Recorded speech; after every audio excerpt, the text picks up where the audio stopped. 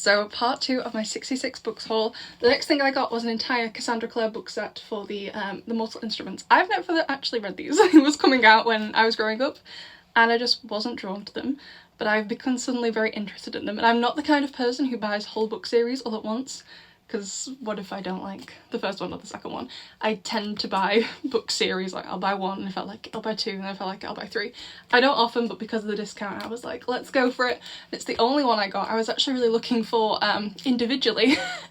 I don't know the full name of the series, but A Touch of Darkness by Scarlett St. Clair, and they had it. They only had it as a series and I own 2 of them, so I was like, well, I don't want to rebuy them, so I had to leave them. So I got the full set of these. I don't do it very often, but I was just like, I had to. It's great. Like, I think altogether this should have cost like £54. Amazing discount.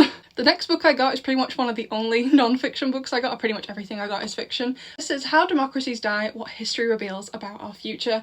It's just basically about the threat of democracy. It was actually published in I think like 2018, 2019, but I feel with what's happening in America and stuff, I just feel like this book is just really, really relevant, so I was like, I have to get it. I'm really interested in politics. I don't really discuss that interest that much on TikTok and in my TikTok videos, but actually something I'm really, really interested in, so I thought this was right up my street basically. The next one I got is Disobedience by Naomi Alderman, and I read The Power by Naomi Alderman in February, and I really, really enjoyed her. Her writing and her ideas and just her messaging were just overall great, so I was like, I'll give this one a go. It sounded really, really interesting. Not as thick as The Power, but still hope it's really good.